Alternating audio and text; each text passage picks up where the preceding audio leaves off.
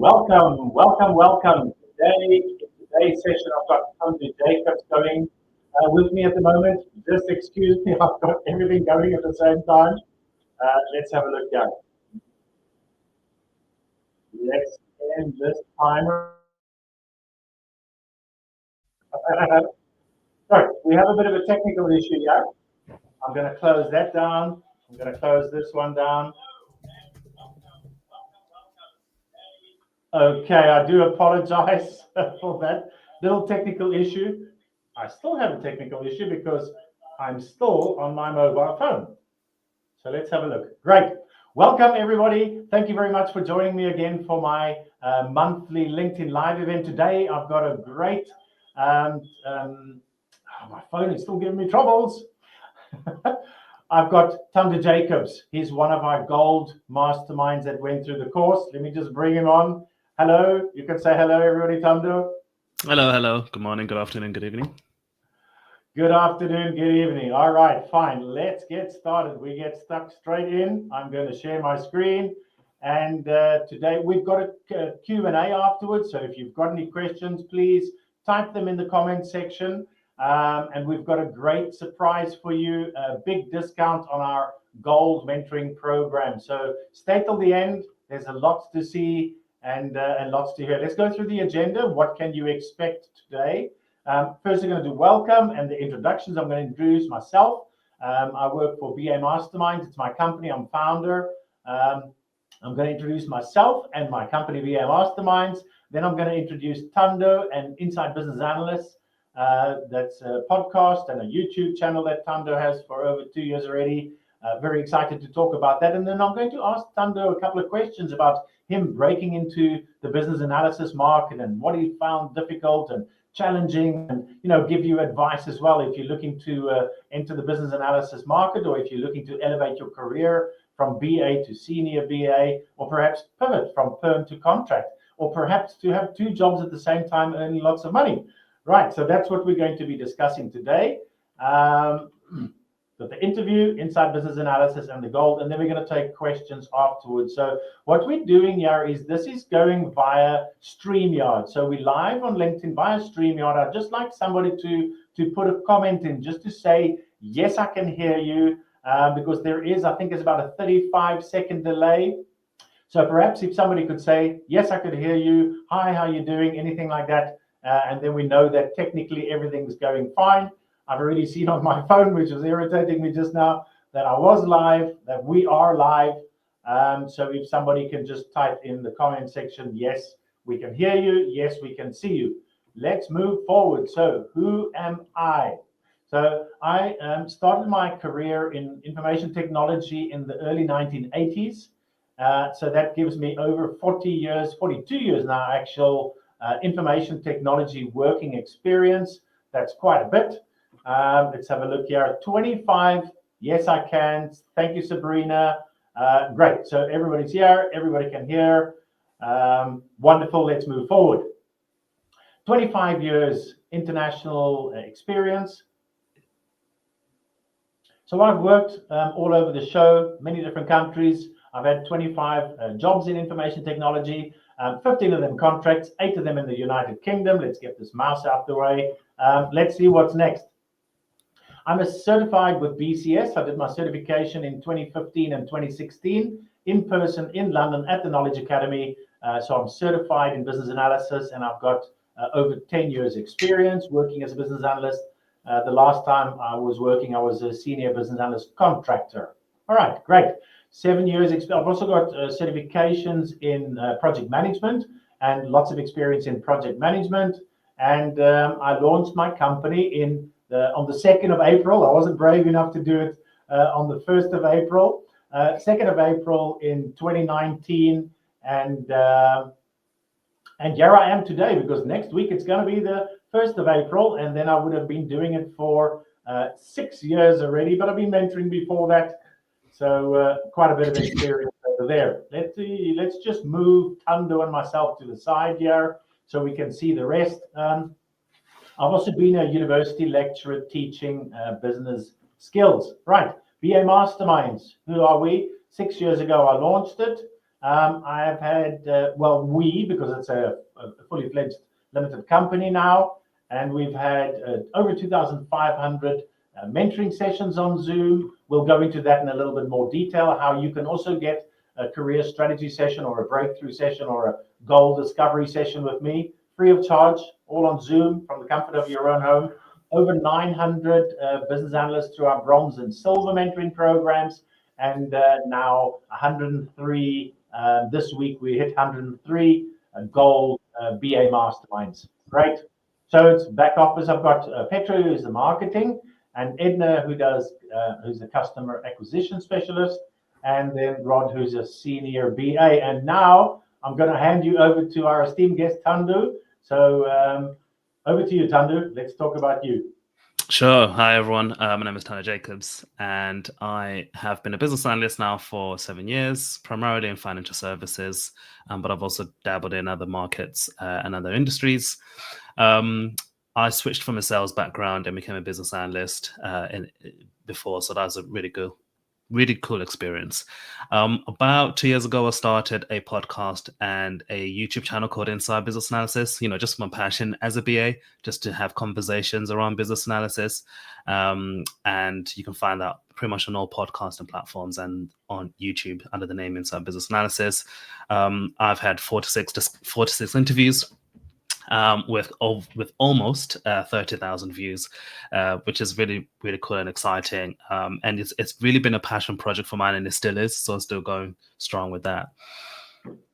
And I mentor aspiring business analysts without prior experience because that's where I came from. But I also mentor, I guess, very, very new BAs who have just got their very first BA role, just to help them find their feet.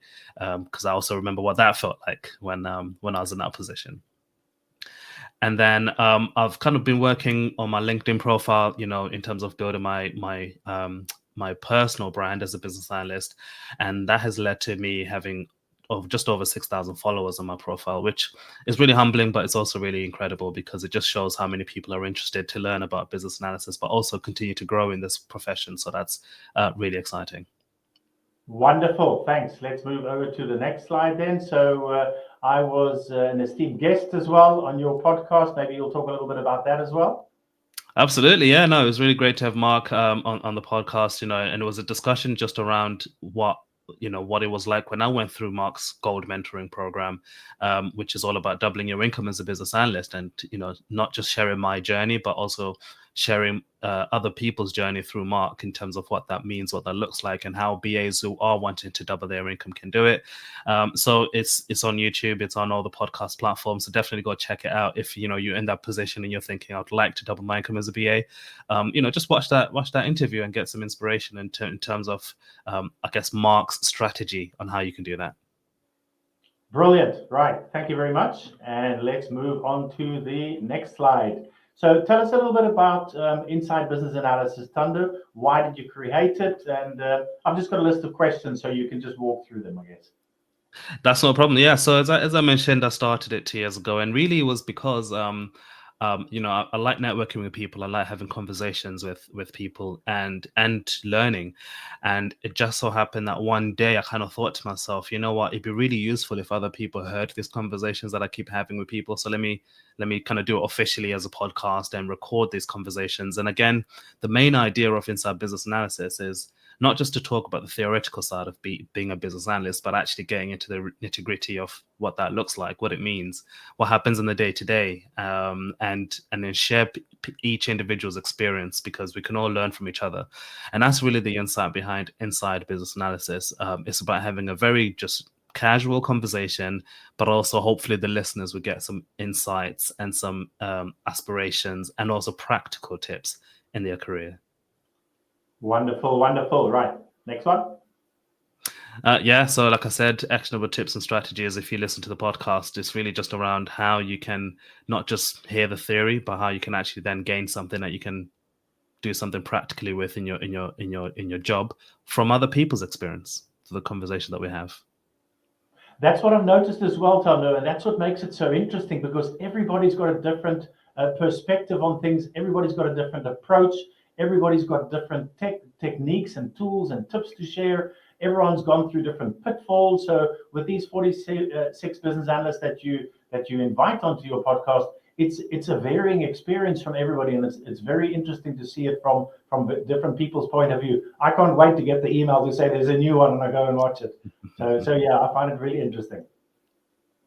Yeah, absolutely. And we've had BAs from all the way from people who've been doing this for 30 years, like yourself, or people who have only just started the career a year ago, and people who work across a various range of industries, from financial services to government to insurance to higher education, and just them sharing their insights in what business analysis looks like in their industries and their fields. And we've also had a big range of, I guess, expertise. So people who really know what they're doing in the Agile Scrum space, and people who really know what they're doing in the data space, and then people who really know what they're doing now with the AI situation. And so it's just really, that's one of the fun things, or one of the exciting things about being a BA. It's such a broad career that when I'm having these conversations, you can always learn something from someone.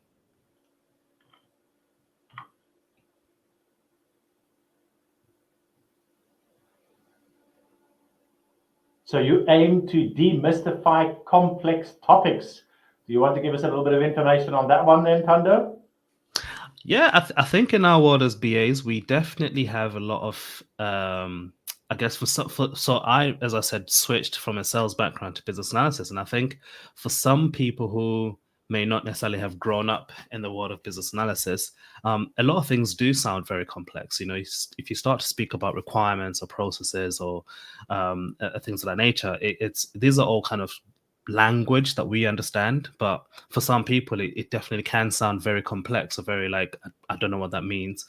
But also, if you think about now with the world that we're living in, with AI and machine learning coming in, always been there, but kind of really gaining traction now, there is a lot of complexity within that, for if you listen to the way people speak about it. But my aim is to then actually let's just speak everyday language. What does AI mean for business analysts? But without getting the jargon, let's just really take it down to plain English, so that people who are listening can really understand it. And so that's my aim with every discussion I have, is to really unpack the complex and make it really easy to understand. Because if you can understand it, then you will know what it means for you. And there are some really complex topics out there, especially around AI, robotic process automation, machine learning. All these fourth industrial revolution. It's getting crazy. And when to use it and when not to use it. For instance, there's a big thing around artificial intelligence and ChatGPT from companies. Some companies are not allowing their personnel or their staff to use AI because it doesn't align with their corporate strategies or the software that they've invested in. So they don't just want you to install ChatGPT on your corporate laptop or corporate desktop. So you're going to be doing it on your phone and then bringing it in. It is a complex topic, and that's why it's nice that you go through all of these. Talk to us about the wide range of subjects. Oh my goodness, yeah. So I've spoken about a lot of things. I've spoken about career development, how you can become a business analyst, how you can go from a junior business analyst to a senior business analyst. I've spoken about just, I guess, personal development, not just career, but just kind of, how to get certifications, which certifications to get, the benefit of getting a certification. We've spoken about and more the softer skills, right? How to really influence stakeholders, how to have conversations with decision makers and senior stakeholders in a project, how to turn a project around when it's failing or when things are going wrong. And obviously, with Mark, I've spoken about how to double your income as a business analyst, and I've had other conversations with other people in terms of how to make the switch from permanent BA to contract BA. And have had conversations around AI and how to really use AI. And that's just the handful I can remember. I'm sure there's plenty other topics in the repository that I haven't thought about. And as I said, it's down to earth conversations. It's not an interview. It's not a serious setting. It's really a conversation about the topic at hand with the guest. And so, if anyone is listening to this and is interested, that's what it is. It's a conversation, and that's what I aim to make it. Wonderful. Thank you very much. I'm going to ask you a few questions. I see people are asking questions already. We're going to keep them for a little bit later during the Q&A session. But Sure. let me start by getting the ball rolling and ask, I've got 9 questions here.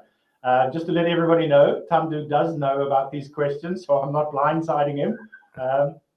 All right, question number 1. Your career journey is extremely inspiring. What was the turning point that made you transition from sales into business analysis?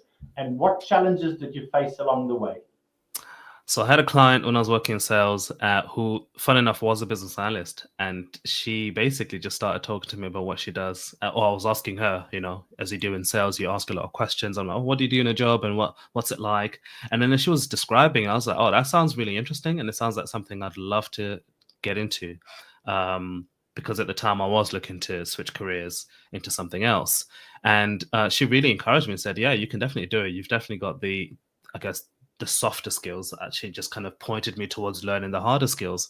And so that's probably the first challenge I'd say that I faced along the way, which is learning the language of business analysis, learning the language of projects, learning the language of IT work. But through me going through that process of learning and learning and learning, the doors just opened for me to get on a project at the company I was working on at the time. I was kind of brought on as a subject matter expert, but actually because I've been doing all of this learning, I was able to showcase that I'm not just a subject matter expert in kind of my day job, but I also know a little bit about business analysis. And through that, really, the ball started rolling, and I knew then that this is definitely what I wanted to get into. Okay, great. Thando, your video is sometimes freezing. Some people that jump on a call with me, they've got the ability to go from their wireless internet through fiber onto their mobile data, where they can hotspot off their mobile phone. I don't know if you've got the ability. You're probably on your home Wi-Fi. Any chance you can switch over to your data, or don't you use a hotspot via your phone? Sure, I can definitely try that. Okay. In the meantime, let me give a bit of additional information while we allow Thando just to see if he can sort something out there. So basically, yes, what he mentioned is learning this terminology. So we've got a list now. It's gone up to 197 different tools, techniques, strategies, methods that business analysts can use. For instance, PESCO and Moscow and all these different types of things, use cases and as-is diagrams and epics and all these different types of things, and they all come with their lingo, the language, like eliciting functional and non-functional requirements from senior stakeholders through the facilitation of workshops and brainstorming sessions. You can talk really like a business analyst, and that's very important, that when you become that bridge between the business side of things and the IT department or the subject matter experts in a project environment or ad hoc, that you can actually talk the language. You can talk the business language to the managers, ask them in common English, what would you like your computer on your desk to do? Or what are the benefits or the outcomes of this project that we're going to run live? Sort of gathering that information in English and then, translating that to the IT department in business analysis language. So it is very important that you do that. So let's carry on. So I'd like to know next from you, Thando. So once you decided you were going to pivot from sales to business analysis, take us through the action steps that you followed to actually get you there. So the first thing I did was really just to do a little bit of research. Is business analysis really what I want to do? And what does it mean to be a business analyst? What exactly does a business analyst do? And just learning kind of the foundational level of, is this something that appeals to me?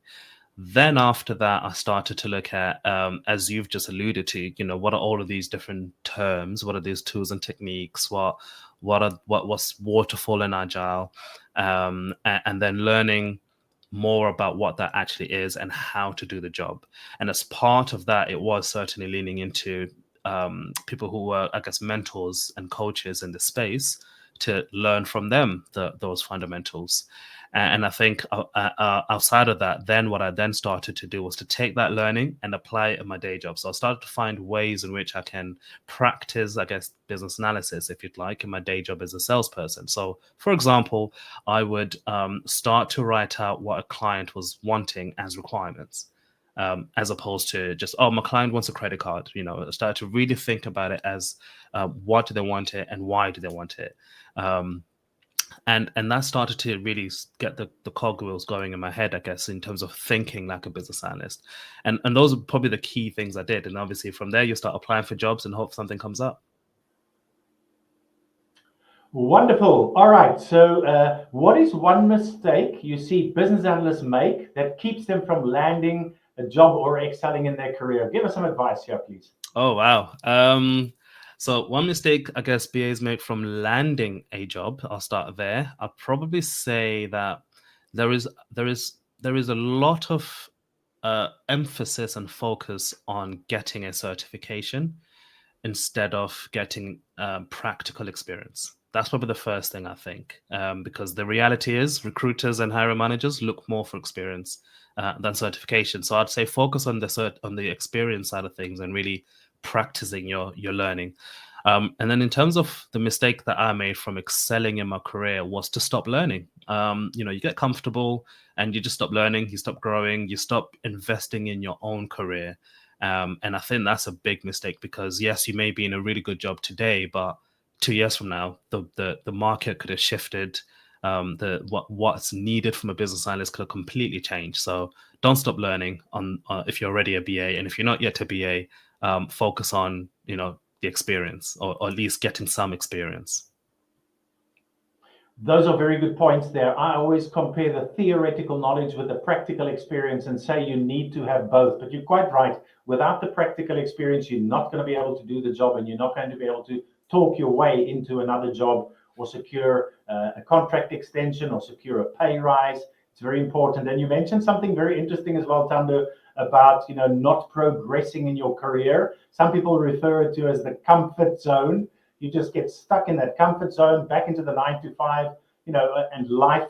So many things happen in your life, and maybe it was a big challenge for you to update your CV and LinkedIn profile and apply for jobs and secure interviews and negotiate contracts, and all these type of things. And now when you land yourself in the role after 4, 5, 6 months of really searching for another role, now you just say, that's it, I'm going to take a break. I'm just going to be a regular 9 to 5er, and I'm just going to focus on my role. But then you can get stuck in the comfort zone.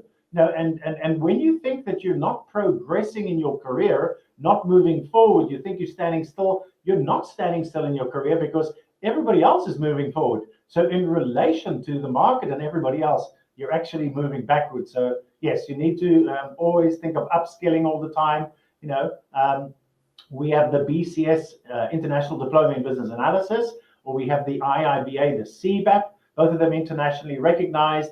That is one of the good theoretical courses that you can go and get by authorized training providers, so that you can say, I've got my theoretical knowledge. And what you need to do then is implement that at work, so that you convert that theoretical knowledge in practical experience. But then you can't stop. You can't say, that's it. I've got my certificates now. Let's go, because the BCS has got the advanced diploma in business analysis. And then, once you're a senior certified business analyst with a lot of experience, then you can focus on perhaps pivoting to contract, where you can earn a lot more money. Perhaps deciding on a niche or a speciality that you can go into, and then you get the theoretical knowledge for that, the practical experience for that. Then you add those skills and keywords into your CV and LinkedIn profile, so that you get headhunted for those kind of roles, and also so that you can apply for these roles and they can see that you've done the work before. So yeah, you can't stand still because actually you'll be moving backwards. Great. Okay, thanks, Thando.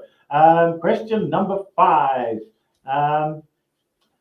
How do you balance continuous learning, staying relevant in the industry, and maintaining a good work-life balance? Wow. Focus. There are so many things to learn. There are so many things to look at. AI is definitely a buzzword or a very big area for a lot of people. But for some people, it's not just AI. You're also still learning. Maybe you're still learning how to do requirements in an agile space. Maybe you're still learning how to lead a team. Maybe you're still learning how to work in a specific industry. There's so many things that we have to learn, not just in our careers, but even in the job that you're working in or the projects that you're working on.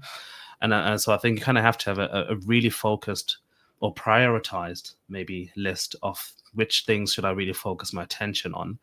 And this is something that you, Mark, for example, advised me with. Just focus on the BA thing. So I remember having a conversation with you about other things, like product management and data, and you were just like, they're all great, but at the end of the day, you're a BA at the core, so focus on really learning the BA stuff. And I think it's that attitude, and then that's what then helps you stay relevant in the industry. Because I think if you're trying to be a jack of all trades, it's really hard to be fully relevant. I think if you want to be relevant, really have that focused approach of saying, I'm going to really learn about business analysis. Fair enough, if you decide to change careers later on, that's a different story. But whilst you are in one field or one area, just to stay relevant in that industry, just continue learning about that industry from the lens of your role as a BA, I think. And then maintaining a work-life balance just means I switch off when I switch off. And I don't work when I don't work, and I have really strict boundaries about that, I guess. Good. So yes, continuous learning, staying relevant, maintaining a work-life balance. It's all about, employing the right tools, discovering the tools and employing them. One of the biggest tools that works for me is goal setting.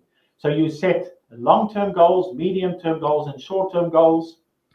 And then you just focus on your short-term goals. Forget about your medium-term and your long-term goals. You need to achieve your goal first. So once you set, short-term goals, maybe 3 months from now, maybe including some certification, some experience, a change of a job, deciding on your niche or something like that. What you need to do then is you need to do document action steps to achieve these goals, because without knowing how you're going to achieve these goals, you won't be able to achieve these goals. And then what you can do as a further step, you can create a diary. So either on Google Calendar or Microsoft Outlook has also got a calendar. You can insert action steps on a daily basis or every second day, and then you can tick them off. And then one thing that you can do is you can do the reward versus punishment things, where you say in 2 weeks' time, I want to have completed these action steps. And if you can't complete these action steps, then you need to, if you do complete them, then reward yourself accordingly to the amount of work. And one thing as well around the punishment,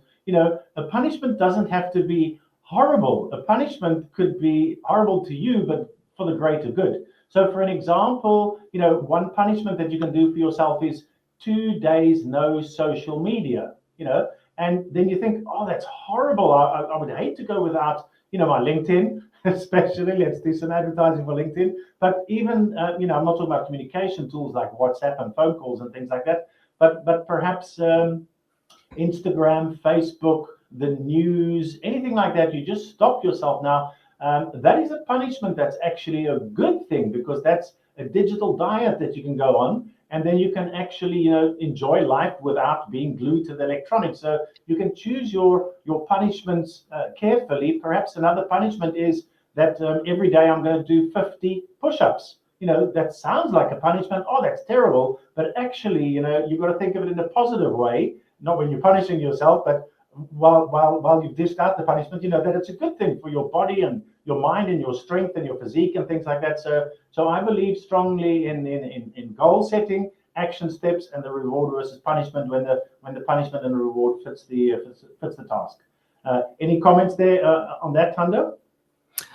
Certainly, goal setting is very, very important. I recently spoke to somebody who isn't or was an athlete and is now a business analyst, which is a really interesting switch. But he was saying the same thing about goal setting. That one of the ways in which you can continuously keep relevant is to set goals that are specific to your industry, your role, your career.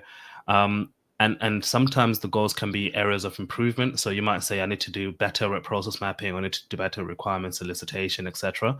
And if you the more specific your goal is, the better likely it is that you will actually focus on it and work towards it, as opposed to having a very generic goal. But just make it super specific to precisely what you're doing and what you want to improve. Brilliant. Good stuff. Yes. Okay. So let's talk about Inside Business Analysis. So you've built a really strong brand. Talk to us about how did it start and what it's all about. I know you covered a few things already, but perhaps elaborate on it. Sure. So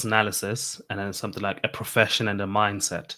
And that book was actually really useful because it doesn't just kind of say this is how you do a process map or this are your requirements. It's just really explaining the role of a BA, the need of a BA, and also the mindset of a business analyst in terms of how we should think when we're going into projects and the kind of questions we should be asking and things of that nature. So I think that book was really powerful for me.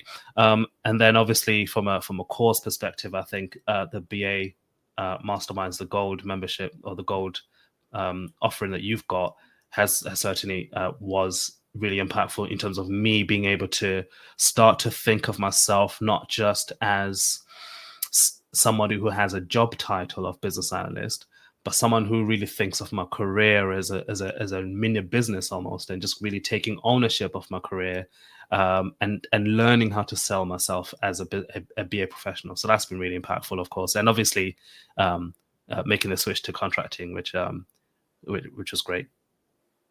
Wonderful. Final question before we'll take question from the audience. If somebody's stuck in their business analysis career and they feel they're not progressing, they think they're standing still, they're actually going backwards, what's the first step they should take to turn things around? The first thing for me, when I was in that position, I think the first thing was to identify it and almost and realize that, okay, this is where I'm at. I am stuck or I am going backwards. And then secondly is to take a step back from your current role, because maybe that's where your frustration is, or your current project sometimes, because that's probably what you're just frustrated about. And just kind of think about, what is it that I love doing in my career in general? And what are the things that I enjoy? What are the skills that I feel like I'm strong and best at? And almost have a review of yourself from a professional standpoint. And then I think that will then start to then form the foundation of what should my next step be. And your next step might be that, okay, I really enjoy, I really enjoyed working with that client in government. So maybe my next step would be, I'm going to look for more of that type of work, or I want to look for working in that environment more. Or it might be that you think to yourself, you know what, I really did enjoy working very closely with the developers and working very closely with kind of the testing team, etc. And so you might think, I'm going to improve my skills in that area because that's an area that I really enjoy. Even though I feel uncomfortable having technical discussions, you might think, well, I'm going to learn a little bit of the technical language so that I can actually be more effective in that environment. And I think that's the starting point, because one of the reasons why we feel stuck is by feeling like we're a hamster on a hamster wheel, because we're doing a lot of energy, doing a lot of work, but we're not going anywhere. And I think that's definitely a way to get unstuck, is to then figure out, what do I need to do to start going somewhere? And somewhere usually means personal development, professional development, or sometimes it does mean getting a new job because you want to work on something new. Thank you very much. So let me just add to that. Yes, it starts with acknowledging. You first need to acknowledge that you can do more, you can get better, you can progress in your career, you can learn new things. I mean, there's endless possibilities out there. There's lots of jobs available for the right candidate.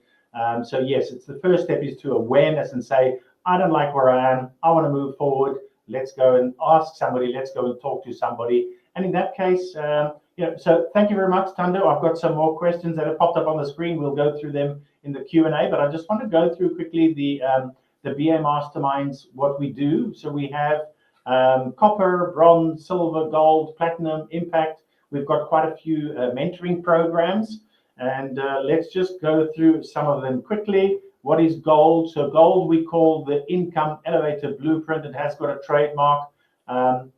We're just finalizing version 7 of our curriculum. It's all my own writing, no copy and paste. The whole idea is to double your salary in 90 days, moving you from perm to contract. There's a lot more to it, but I'm not going to go into any more details. Okay, so it's 13 one-hour live mentoring sessions with me once a week. We do have the accelerator course where we can do the entire thing in 6 weeks, and we do have the turbo course where we can do the entire course in 4 weeks. Very challenging, but we've just had 2 students go through it with great success. So it's a proven blueprint. We personalize it for yourself. I only take 5 masterminds at a time. We launched it in August 2021, and that's why. So since then we've had 103 masterminds going through it. Thando, do you remember what number you were? You were probably around 30 or something, weren't you? I can't remember. I definitely remember it was 2022. And you were in group, what was your group 3, I think it was, right? Certainly very early numbers, 3 or 4, somewhere there. Yeah. We've had 9. We launching group 9 this week, and it starts early next week with the first one. So it's group 9. We have between 2 and 5 masterminds in the group. Okay, so it's basically over 12 weeks. There's 58 lessons and assignments that you need to complete. Once you're a gold mastermind, you're a VIP, so you have access to me on WhatsApp. We have a WhatsApp group, things like that. It's a lot of fun. And let's see, I'm going to have to put us on the side here, but basically the 12-month access to our online membership portal, which we've developed as well, so you can always come back and have a look at them. And then once you're a mastermind, a gold mastermind, you've got free email support for life, which a lot of people heavily rely on. That's really good. So let's have a look what's included. I'm sure you've had enough of these animations, so let's just get them all on the board, over and done with. There are some of the things that you gain through our gold mentoring program. Now we do offer 3 free sessions. So the first one is a 15-minute breakthrough. So if you're stuck with something, then just book a session. I can help you through anything that you're stuck with. We've had lots of these with great effect. It's not a sales call. I'm not trying to sell you anything. And then also we have a career strategy session. So that's what Thando had as well. He had a one-on-one career strategy session. These are all one-on-ones. We do a gap analysis. So I look where you are now, what you as is your current state. I ask you a lot of questions. I've got your LinkedIn profile. I've got your CV. I do a full detailed review in your CV, checking ATS compliance and advising you on how to improve your CV. It's another free service. And with that, then I ask you a few questions, and then we determine your 1-year goals. What is your to be? And then I do a gap analysis, and we work out your action steps. So there's a lot of value in that 30-minute career strategy session. And then if you're a gold prospect or a gold, if you qualify for gold, then you can go on to, also for free, it's a 60-minute gold discovery. I show you your entire blueprint, all the pillars, all the lessons, all 58 assignments that you do, total transparency, and you're under no obligation to invest afterwards. I think now I've had 168 of these gold discovery calls, and 103 people have invested, so my conversion rate is really high.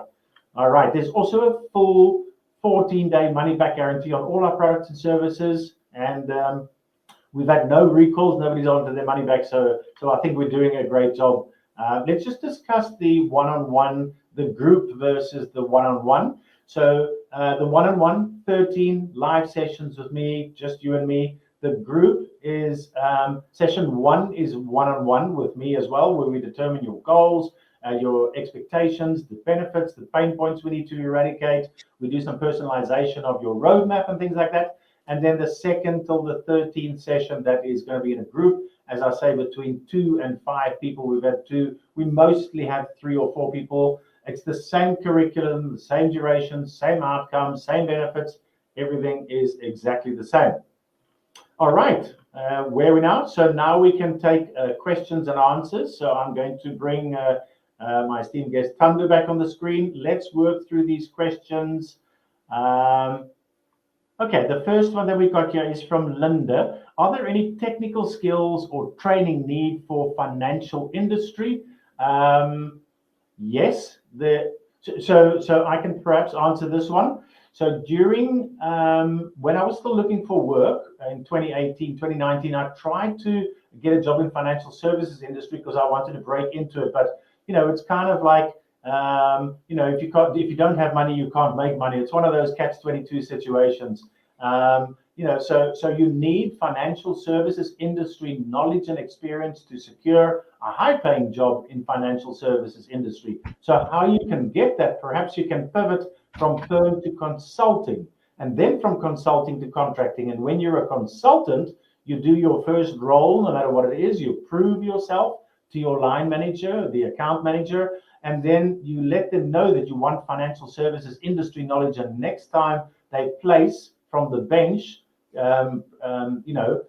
consultants in this consulting in the firm that you're going to work, the end client, then try and ask your line manager if you can't be placed in a financial services industry environment. So that's how you can pivot. That's how you can gain experience, and then you can maybe do some certifications, and then update your CV and LinkedIn profile accordingly that you do have those skills. All right, let's have a look at the next question, Jan. How do you decide which industry to focus on? Thando, I'm going to leave that one up to you. There's a couple of thoughts. So the first one, it's if you already come from an industry yourself. Industry knowledge isn't based on a job title. It just means you worked in that industry, right? So if you've been a nurse or you've been working in healthcare, for instance, then you've got that healthcare industry knowledge. So you could then use that as your barometer to say, that's the industry that I'm going to focus on as a BA because that's my background. But if you're not in that stage, or you don't want to do that, then the other option, really, to be honest with you, is to have conversations with people in the different industries, like I did, and then just kind of figure out which one sounds like the one that you'd be interested in. Because every industry has its pros and cons. Every industry is different. And then the third thing I'd probably recommend or say is that if you're still early in your career, then I would probably say just try some industries, do 1 year here, 1 year there, or 2 years here, 2 years there, or do what Mark just mentioned, which is join a consultancy company and work with multiple industries from a consulting company.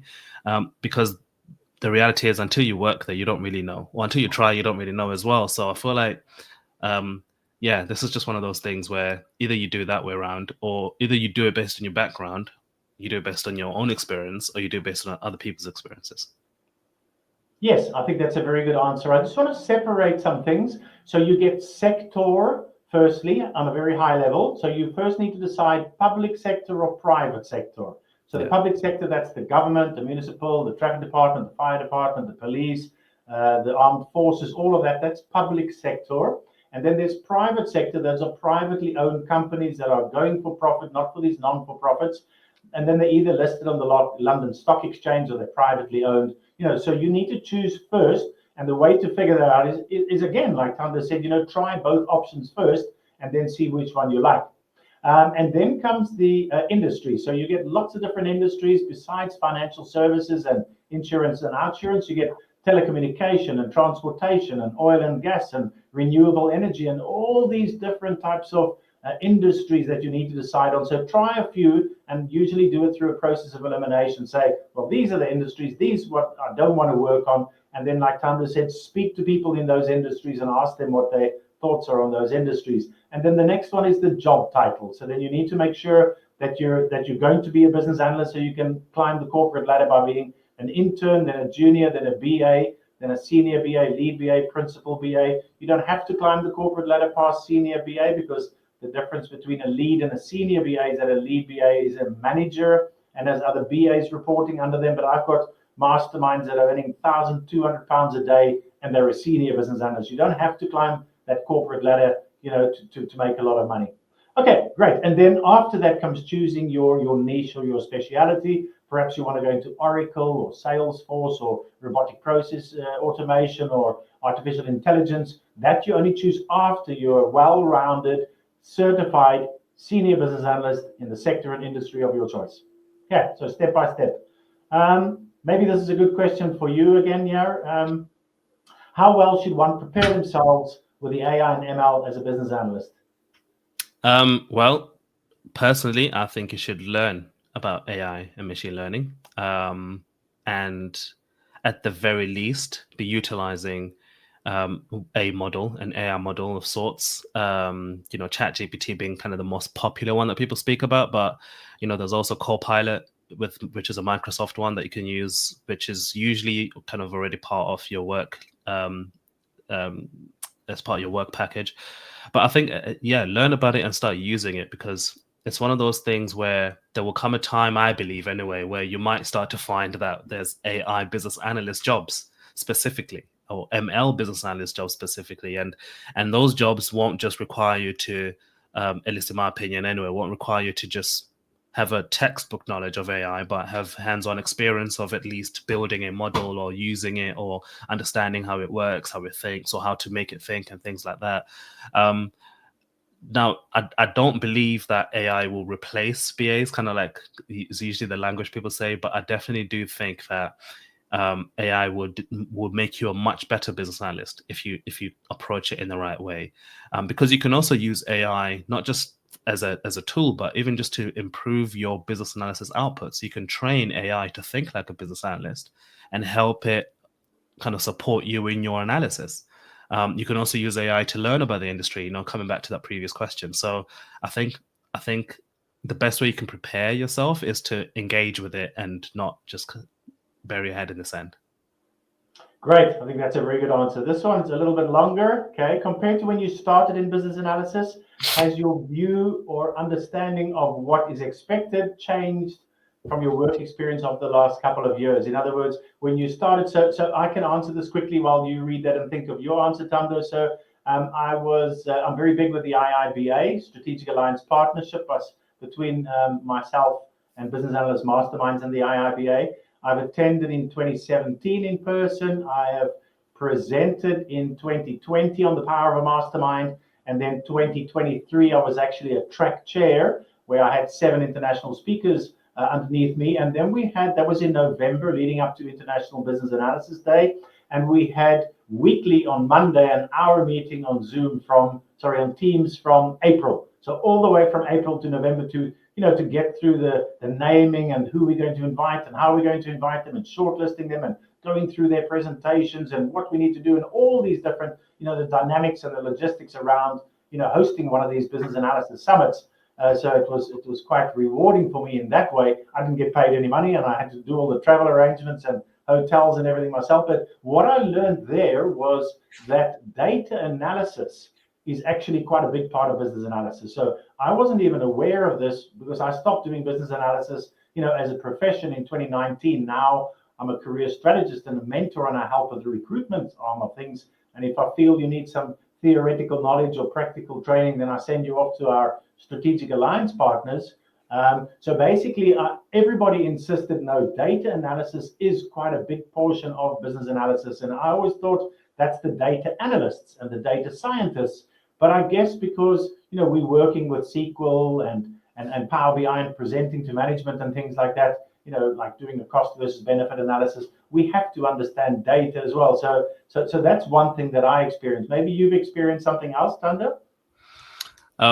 I'd experienced the exact same thing, but probably a second thing I'll mention is that I think what tends to happen when you're learning about business analysts, people kind of start to speak about how to write requirements, how to do user stories, and how to create process models, and effectively how to do business analysis. And so I went into it with this idea or this assumption that that's my job. My job is to do requirements. My job is to write user stories, and my job is to create process models. But I think what I've started to realize, or what I've quickly realized very early on, was that yes, that is what I do. That's kind of the outputs of what I do. But really, the main point of all of that is to drive things forward and to deliver change and to, ensure that the digital transformation is actually fit for purpose and things of that nature. So it's kind of like I had to then almost think beyond just requirements. I had to really understand that at the end of the day, my role is here, not just to say, here's the requirements, I'm done. It's actually just like helping whatever that change is, whether it's a process change or software development or system implementation, etc. It's just ensuring that at the end of the day, what's being delivered is fit for purpose. And I think that's a switch that I didn't fully appreciate until a few years in. Yes, that's looking at the bigger picture and asking the question, why? A lot of people don't do that. They get a job description, they secure a contract role for 6 months, they just whittle their way through their 14, 15 roles and responsibilities and out the door. Shouldn't be like that. We as business analysts, if we're not delivering value and benefits and improving the company's bottom line, we shouldn't be doing what we're doing. So, we need to look at, they want me to do this. Why am I doing this? And then, what benefit has it got? How can we improve it? How can we add fuel to the fire? How can we make it even better? You really got to get stuck into the nitty gritty to help the company, improve bottom line. And, especially with a contractor, I have a lot of people that come on these career strategy sessions, Thando, and I see that they're jumping from contract to contract to contract, 7 months here, 4 months there, 5 months there. And the first thing that I ask them is, why won't they extend your contracts? I already know the answer. They're rubbish BAs. That's why they're not getting their contracts extended. They say, well, we run out of money and the budget, this and that and that. And I'm like, there's so many. I've already researched the company on LinkedIn. You can go to the company, see how many BAs, and I see there's 15 BAs and they're not there anymore. Well, that's why a company has these contracts, so they can, evaluate you and see what you add, what benefits, what achievements. Do you go above and beyond what's expected of you in your daily duties to over deliver? And those BA contractors, they're going to hold on to. So the BA contractors that have come through my mentoring program, they get offered consistently permanent roles because they don't want to get rid of them. They want to drop their salary but keep them. They're really good. And they might not be fantastic, but in relation to the market and the quality of the BAs out there, they're really good. Okay, so that was a really good question. I like that one. We've got two conflicting views here. So from Raymond, he said, what's the basic certification I needed before experience? And then I think somehow this was Precious that answered, focus on experience and not certifications. So let's just go through that. I'll let you talk first again, Thando. We've already talked about this loosely, but what are your thoughts on these two comments? Yeah, so just to be clear, I think certifications still have a role to play in our careers. I think the misconception that exists is that I want a BA job, so I'm going to get a BA certification so that I can get a BA job. That's the bit that I was mentioning earlier. That link is not quite direct as we think it is. However, certifications do have a part to play in our career. So if you're looking at, I guess, if you have no certifications, both BCS and IIBA have a foundation level certification or entry level certification that you can do. And to be honest, that's really, really valuable. It teaches you, I guess, the fundamentals of business analysis, but it teaches you not just, I guess, from just Thando Jacobs's thoughts, but actually what the industry counts as the standards for our profession, which is actually something that's really, really good. But however, if you're then thinking, I have no experience and I have no certification, doing a certification won't be a waste of time. It will be really good for you. But then alone, it won't be enough to get a job, I guess is the message.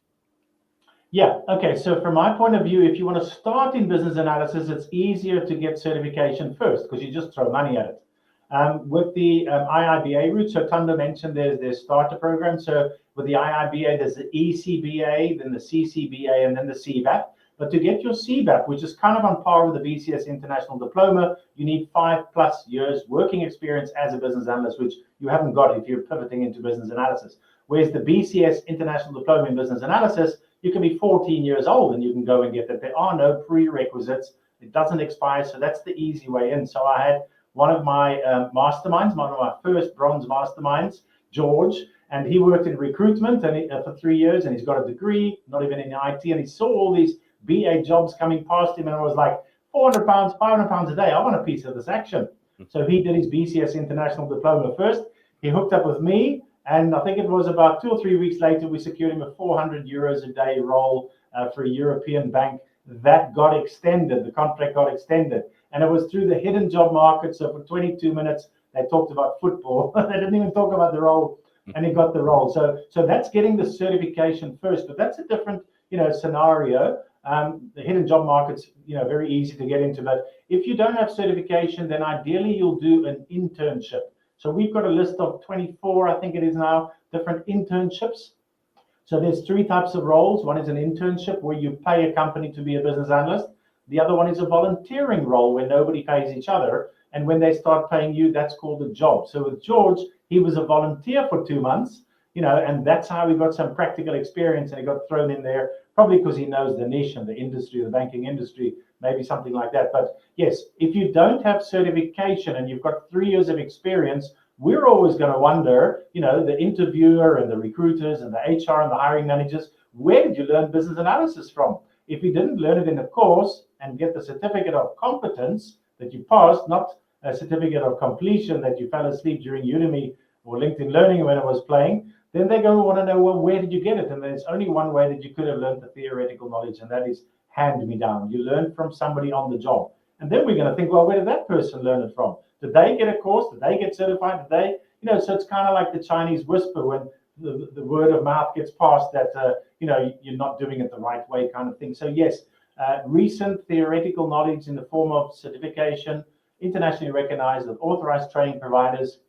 And by the way, we at BA Masterminds, we've sent 35 people already to one of our authorized training providers. You can get a 72% discount on your 1 year on Zoom BCS. So if you're interested in that, let me know. Really good discount.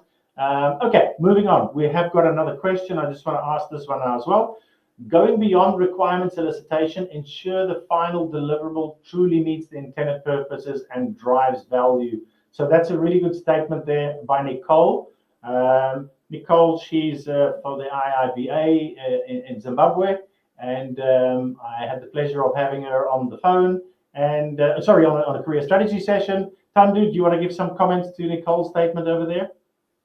No, absolutely. I think this echoes what I mentioned earlier about what I learned early on in my career, and I think to be fair, this is probably the signs that you're progressing as well from that junior level BA to maybe more senior level BA as well, because you're starting to think strategically, you're starting to think beyond just your project and also just beyond your tasks. You're really starting to see how everything fits together. But putting aside the job titles here, I think it's a really good mindset to have nonetheless, because it allows you to be really effective as a business analyst. One of the things that I also realized very, very early on in my career is that a project can have hundreds of stakeholders, but at the end of the day, there's probably a very small handful of people who are working on that project full time. Everybody else has day jobs that they are doing alongside the project. Whereas a business analyst, typically speaking, your role is the project. It's not like I'm doing something else and then I'm doing the project when I've got my spare time. And so because of that, having that strategic mindset when you're on any project you're working on and thinking just beyond your tasks just helps you to be more effective and be able to ask the right questions or catch things early when they go wrong or not being addressed and things like that. So 100%, that's definitely what I learned. Wonderful, brilliant. And that comes to the end of our questions. That comes to the end of our session. Thando, last final words from you before I wish you a pleasant day further. Yeah, I think fundamentally, just based on everything we've spoken about, I've spoken about me having a podcast, me having all these followers and subscribers and things of that nature. But all of that didn't exist, I guess, 5 years ago, right? Like I had to really, I guess, make a mental decision to invest in my career, to really think about myself as a business analyst consultant, just beyond my job.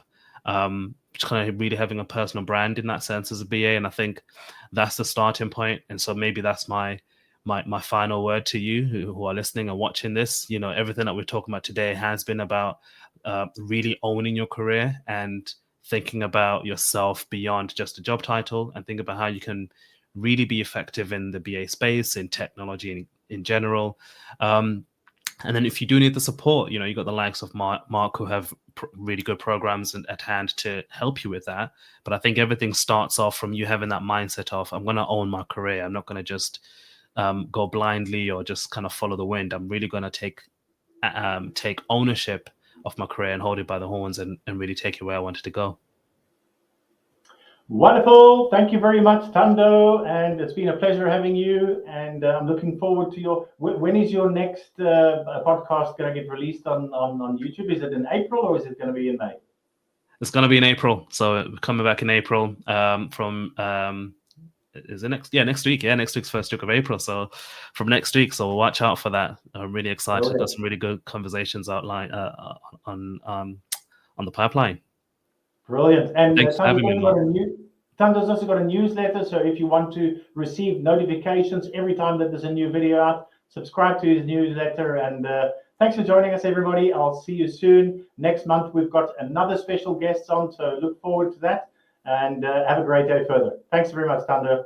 Thank you, Mark. Okay, bye now.